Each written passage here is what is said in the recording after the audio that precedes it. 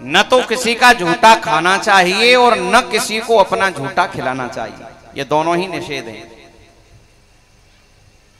उच्चिष्ट भोजन तामसी भोजन होता है, लेकिन आजकल तो टीवी ने सब कुछ बिगाड़ दिया है।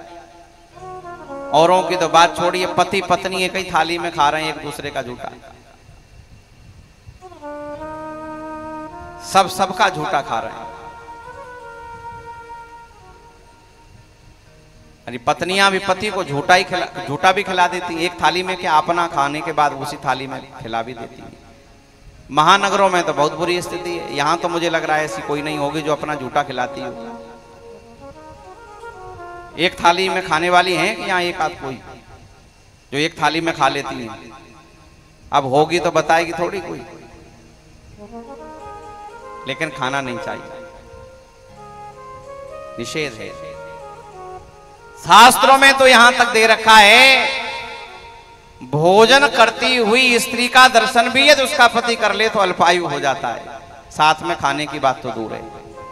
इसलिए पहली माताएं छुप करके भोजन करती थी, पुरुषों के आगे भोजन नहीं करती थी। आजकल तो बड़ी विचित्र स्थिति है। इन सब नियमों को नहीं मान रहे हैं, इसीलिए परेशान भी हैं।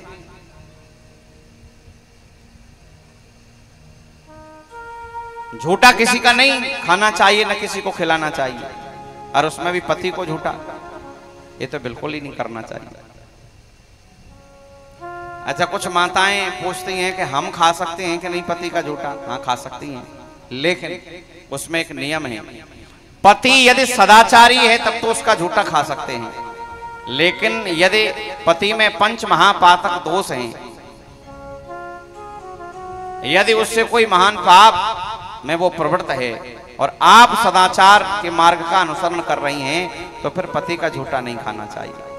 नहीं, वैसे तो शास्त्र में आज्ञा है, पति का उच्चिष्ट पति का झूठा पा सकती हैं। महाभारत में तो यहां तक दे रखा है, जो स्त्री जीवन भर अपने पति की झूठी थाली में भोजन करती है, जब मृत्यु के उपरांत वो देवलोक में जाती है तो देवस्त्रियां माला लेकर के उसके स्वागत में खड़ी रहती हैं कि इस स्त्री ने सदैव अपने पति की उच्चिष्ट थाली में भोजन किया है, पति को भोजन खिलाने के बाद भोजन किया है। लेकिन यदि परिस्थिति भी है तो पहले पूछ लीजिए कि भाई हम भोजन, पति की आज्ञा। आजकल क्या है कि पति सर्विस करते हैं, कहीं दूर भी रह रहे हैं, तो एक बार पूछ लेना चाहिए कि भोजन कर लिया कि नहीं, या वो आज्ञा दे दें तो कर सकती हैं। झूठा तो कभी किसी को नहीं देना चाहिए, और अपना झूठा भी नहीं खाना चाहिए। एक बार खा लिया और फिर रख दिया, बच गया, फिर दोबारा खा लिया, ये भी निषेध है। अच्छा, क्यों नहीं खाना चाहिए? इसका कारण इसका यह है कि जिसका झूठा हम खाते हैं उसके पाप हमारे अंदर प्रविष्ट हो जाते हैं, उसके असत संस्कार हमारे चित्त पर पड़ने लग जाते हैं। इसलिए थाली शेयर नहीं करनी चाहिए किसी से, अपनी थाली अलग होनी चाहिए। लेकिन नारद जी कह रहे हैं, मैंने संतों का उच्चिष्ट प्रसाद पाया और उसका परिणाम क्या हुआ कि मेरे सारे कलमश नष्ट हो गए, क्योंकि संतों के उच्चिष्ट प्रसाद में बड़ी शक्ति होती है। जिसका झूठा हम खाते हैं उसी जैसी प्रवृत्ति हो जाती है। संतों का झूठा खाएंगे तो संतों की प्रवृत्ति भगवान की ओर है। इसलिए नारद जी कहते हैं कि जब उनका उच्चिष्ट मैंने पाया तो मेरे कलमश और दोष नष्ट हो गए, मेरा चित्त निर्मल हो गया। और चतुर्मास करके संत जब जाने लगे तो मैं उनके पीछे पीछे चलने लगा। उन्होंने कहा कि बालक तुम हमारे पीछे पीछे कहां आ रहे हो? कहा महाराज अब तो आपके बिना मेरा मन नहीं लगेगा,